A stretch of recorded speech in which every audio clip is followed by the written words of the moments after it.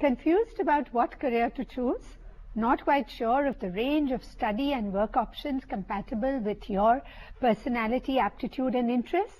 Welcome to Career Cafe for a ringside view of an exciting career each week. Together, we shall explore the pros and cons, the ins and outs, the programs and prospects, all the stuff you need to make an informed and successful career choice. Hi, I'm your host and career guide Pervin Malhotra, and on the menu today, we have careers in new technology.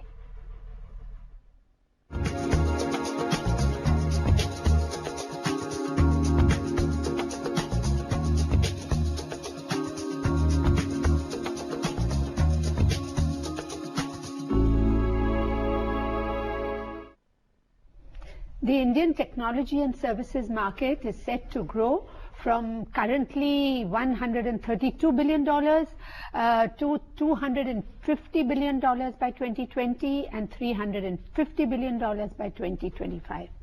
This is what the NASSCOM McKinsey report that's just come out says. Now the next $100 billion in revenue in turn will generate 1.2 to 2 million jobs in the industry. But the tech market has hugely evolved and is moving away from the watertight silos to which it was traditionally confined into exciting new interdisciplinary areas. To cite just one example, as many as 8 lakh robots will be actively deployed in workplaces around the world by the end of this year, which isn't far away. And to discuss some of these exciting and cutting-edge fields of technology and the kind of career opportunities they will throw up, we have with us today Utpal Ghosh, President, UPES Dehradun, an MS from IIT Delhi and MBA from FMS Delhi. Utpal started his career with BPCL and went on to become VP in Bharat Shell Limited. With over 3 decades of experience working with brands like Shell India Limited, largely in sales and marketing, he's also packed in a stint in HR and finance. Utpal was director, Pennzoil Quaker Steak India Limited, and has to his credit the construction of 2 plants, Jebel Ali in UAE and Savli in Gujarat. In his earlier role as the Pro-Vice Chancellor of UPES, Utpal initiated processes for long-term strategic planning and institution building. So if you have any queries, call us quickly on our toll-free numbers. They will shortly flash on the screen, and be ready with all your questions. He's here to answer them all for you. Welcome to Career Cafe. Thank you, Pervin. What a pleasure. Absolutely. My pleasure. So, you know, I have to ask you the first question. The first question is this, that, you know, students are familiar with the traditional areas of engineering, civil, chemical, electrical, electronics, mechanical, etc. Now, when we talk of new technology, there is a little fear. You know, how does a student passing out of class 12 decide which new interdisciplinary area of technology to move into? Good. I think that fundamentally the student needs to be interested in engineering, and therefore needs to be good in physics, chemistry and maths. So if you don't like any of the 3 subjects, you better kind of look at other directions. And today there are many career opportunities. Once you've decided what engineering that you want to do, I think as you are all aware, the first 3 semesters are almost common across disciplines. And that's when, even if you haven't decided early, you can start thinking of the area that you want to specialize in. But that happens only in some institutions. That's right. No? That's right. So the other thing you can do is talk to your seniors, talk to people like us. We have a whole set of career guidance professors who can help you do that. There are webinars that you can attend, etc., etc. So take as much as you want in terms of picking up. And then, of course, many of the youngsters today are pretty clued up. Unlike our days where people were kind of boxed into their own lives. So they have the internet to their access. They see what kind of things are happening in the world. A lot of youngsters today have a fascination for cars and robotics. So that's where robotics comes in. A lot of youngsters want to get into computers, and therefore computer science and the several specializations there. So it's a combination of your own interest, what you pick up from the media, and then of course the fundamentals need to be very strong. Yes, and today information is available, unlike say 15, 20 years ago, where you had to go scrounging for that kind of information. But tell me, now suppose you, there are pros and cons to selecting specializations at the outset. No, I mean the traditional, this thing was that you do broad areas and then you specialize at the master's level. So what is your take on that? So I think things have changed. And the reason why I'm saying things have changed is because even at your first degree, there is a fair amount of specialization that has come in. And a lot of employers are looking at those specializations. To give you an example, you can do a vanilla BTech in computer science and engineering, but today employers are looking at, do you have skill sets in open source? Do you have skill sets in cloud computing? Do you have skill sets in e-commerce, etc., etc.? So while too much of super specialization at undergraduate may be not the right advice, but I think a fair amount of specialization has in any case come in. And also technically, if you look at if you're not really interested in teaching and research, you don't want to go for a master's. Absolutely. So you want to do your first degree, therefore take that specialization and then move on. And of course, life is a long, I mean, all these careers are lifelong learning. So I keep telling my students that the date on your degree is actually the expiry date of your knowledge. So you need to continuously upgrade and learn as you go along in your careers. Absolutely. So let's tell our viewers a little about these new age tech careers. Sure. So let me give you an example. We knew traditional mechanical engineering, but there is this new area of material science and nanotechnology, which is coming in. In the earlier days, you could only do it at the master's level, where you would either specialize in material science or in nanotechnology. Today, there are opportunities available for you to integrate mechanical engineering and then focus on material science and nanotechnology.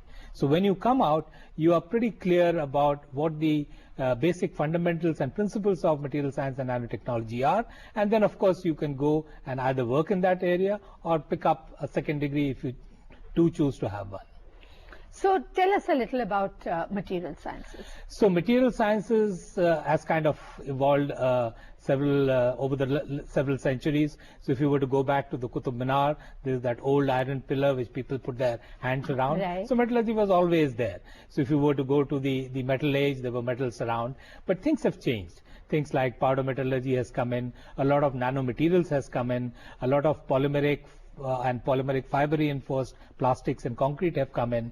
So to give you a very good example, when you do hill face covering, today people are using polymeric nets to kind of save the hill face. Instead of the metal meshes. Instead of the metal meshes. The metal meshes are used for rocks, but you can use polymeric ones on which grass can grow. And then here is a civil engineer who's doing hill face reconstruction using polymeric material. How exciting. Absolutely. Absolutely. Okay. And all the time the whole focus is on developing lighter material, but yet stronger material. That's right. And you know, like following the spider and the web. And That's right. So essentially a materials engineer would be developing these materials or harnessing these materials? Both. So for instance, if you are an aerospace engineer and you are making aircrafts, so you're looking at better, stronger materials, and that again is material science and nanotechnology. So special forms of aluminium which are used, etc., etc. So while your fundamental degree might be in aerospace or aeronautical engineering, you need to understand the materials part as well. Absolutely. So there are several such examples that we can talk about, whether it is in the area of aerospace or materials. Say for instance, if you're looking at space technology, for instance.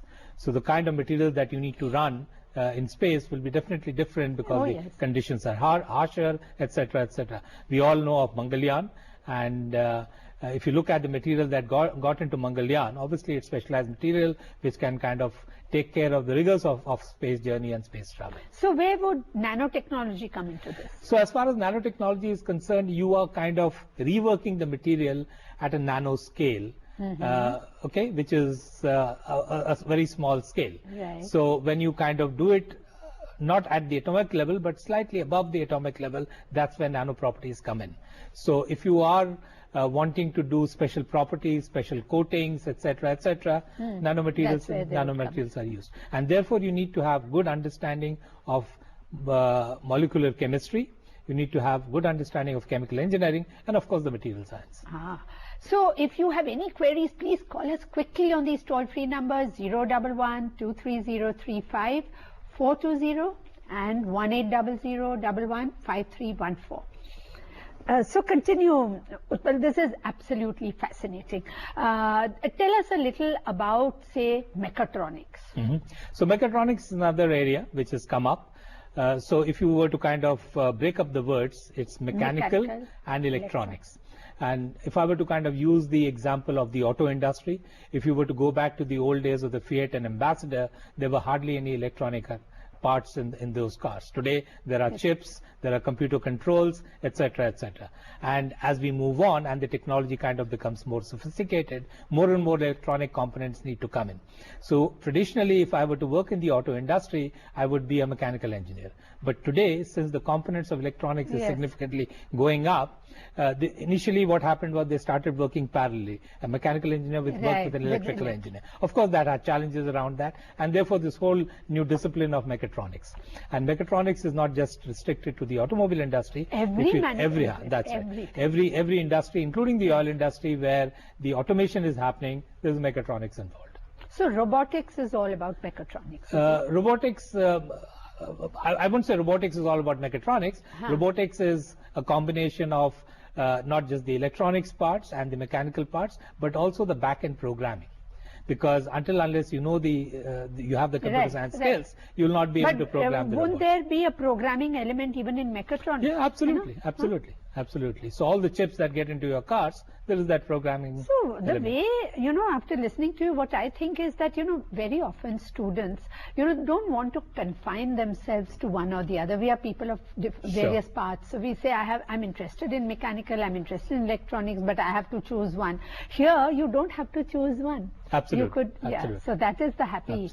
That's right. So if I were to use an analogy, it's like a T analogy. So you need to be wide in several areas, but you need to get down deeper into a particular area. Right.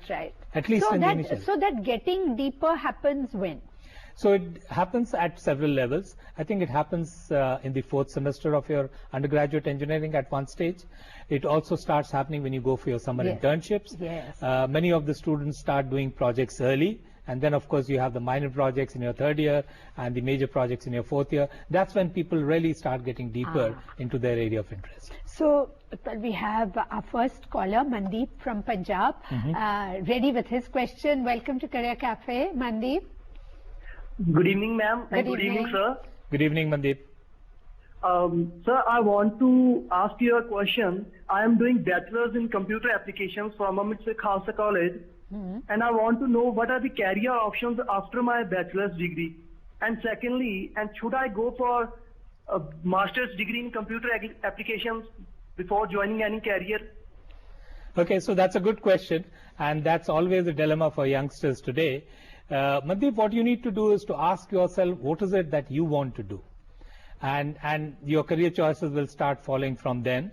My suggestion would be that after your first degree, it's always good to pick up some work experience and then take a call whether you really want to do a master's or an MTech in a particular area in computer science, or you want to stick with your first degree and then kind of explore around within your organization what kind of work you want to do. Initially, a lot of youngsters want to do technical roles, but as they move on, they also find managerial roles very attractive. So depending on your interest and your background, you might want to do an MBA, for instance. Or law or anything else.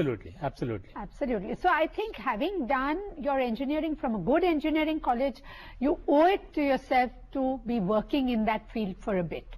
Just to get the lay of the land, and then automatically aapke andar ghanti bajegi. That's right. So we'll take a short break here on that note, but when we return, we'll look at the professional outlook and prospects in new technology and continue taking all your queries. So stay right there. Welcome back to Career Cafe. We're looking at careers in new technology, and with us is Utpal Ghosh, President, UPES Dehradun. We have a caller on the lines waiting since the interval. Kamal from Chennai. Welcome to Career Cafe. Hi. Hello, ma'am. Hello, sir. Hi. I want to take my career as BSc in physics. I want to do research. To research? So I'm more interested, and I'm perfect also in it. And my friends are saying, Yeah. research, and what are the options in jobs there? No, but which area of research? I mean, there's Physics. Anything in physics, because I'm so interested in physics. Okay. Yeah. So that's a great choice to have, Kamal. Physics is one of the fundamental sciences. And if you're really interested in research, these days there are many options available to do an integrated MS PhD program. So then you are committed to the program at two levels. One, you need to finish both your MS and PhD combined. You spend less time doing the two courses if you would have otherwise spent individually doing these programs. And also right in your first year, you will be exposed to doing research right at the beginning in your MSc days as well. Oh. So you could choose those, and these options are available both in Indian universities as well as universities abroad. So you can have those kind of choices. The other thing you must also look at is physics is a large area. Within physics, what kind of specialization that you're looking at, and start looking at those universities which offer those specializations or who have good faculty who are researching in those areas. So that's a very critical. That's very important. Very important. For you to decide whether pure physics or applied physics and what area of applied physics. That's right. The other option he also has is to be doing what is called a BSc Tech in an engineering college, including in the Sure, IITs, he could do those. He could do those, provided he is interested in kind of getting a technical degree. But even if he wants to do a pure sciences degree, he could do an MSR. Including in the IITs. Including in the IITs. Absolutely. Including in the IITs. So I hope you found your answer, Kamal. And tell me something, Utpal. Now, say someone like Kamal, he's finished his graduation. Suppose he were to have done his graduation. Then how does he go about looking for work? Is that easy? So if I were to kind of look at job immediately after graduation, I won't advise him that, because if he's really interested in research, at your undergraduate level, you're not really prepared for research. You've just got your first degree. No, but suppose, I'm not talking about Kamal specifically, but say someone who has done it in one of these new age technology fields, like say Mechatronics or materials and nanotechnology, etc. So you've done a BTech. Does that qualify you for a job? Oh, absolutely. Yeah? Absolutely. Okay. There are a lot of companies who come on campus specifically looking for specialization in mechatronics, for instance. Okay. So you would start out, so it's not very difficult to find a job. You start out as a GET, as a graduate engineering trainee. A lot of automotive companies who are there across the country will pick you up. There are many international companies who also pick up from some of the Indian campuses. So you could have those options as well. So finding a job immediately afterwards, after your first degree in these specialized programs, is not difficult. Not difficult. In fact, many employers are preferring that. Many employers are preferring that. And the other thing is that since not too many universities or colleges are offering these, so the output is just now currently. Sure. And you also have a head start in your career. Yes, you have a head start in your career. So that's not a problem. Tell me, हमारे देश में हम सरकारी jobs, government jobs के ऊपर बहुत महत्व रखते हैं. So are there jobs in the government sector as well in these areas? Yes, I'm sure there are jobs in the government sector. So for example, defense is a sector that's opening up. So if you look at BEL, for instance, or BEML, which is Bharat Earth Movers Limited, or Bharat Electronics Limited, there are a whole host of jobs that will be available for you, and obviously they will have their own criteria. A lot of public sectors today, Pervin, have started using the GATE scores as an entry. So you should write the GATE exam even if you don't want to do an MTech. Qualify for that, and based on your GATE scores they will call you for your personal interview, and based on that they will hire you out. And there's a very large requirement of engineers across CPSUs. That's right. So, and contrary to popular belief, at least in the initial few years, PSUs are very good because they give you fantastic exposure. The scale of dimension is very large, and their initial pay packages are not too bad either.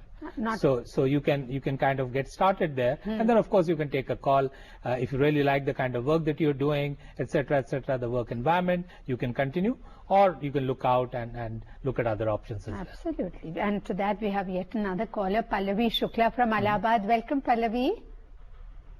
Hello. Hello. Yes, Pallavi. Welcome to Career Cafe. Okay. Good evening, ma'am. Good evening. Okay, ma'am, I just wanted to inquire about my husband. He has done his MCA. Okay. Okay, and he has done his MCA, and he is doing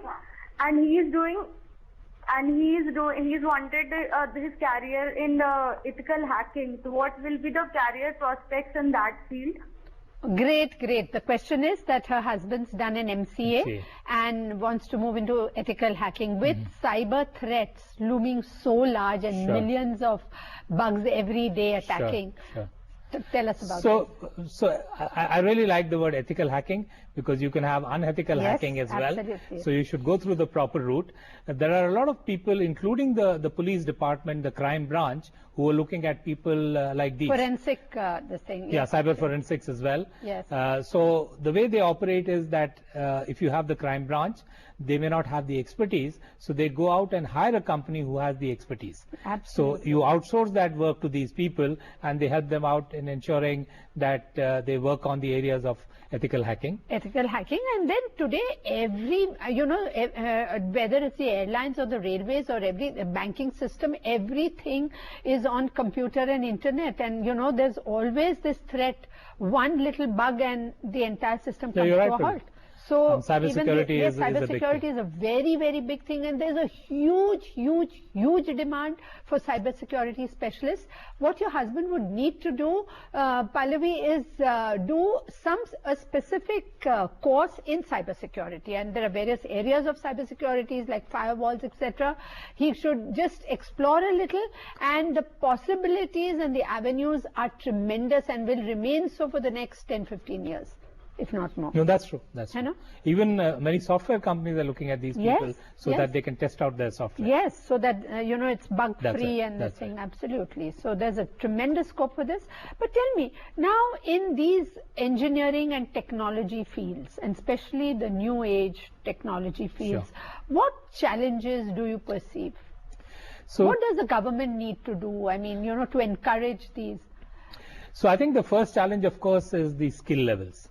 Oftentimes we talk about that students graduating out of engineering schools do not have the skill levels, and the skill levels are being both at the technical hard skill level and also at the soft skill level. Yes, your ability to communicate and your ability to lead people, your ability to take people along, etc., etc.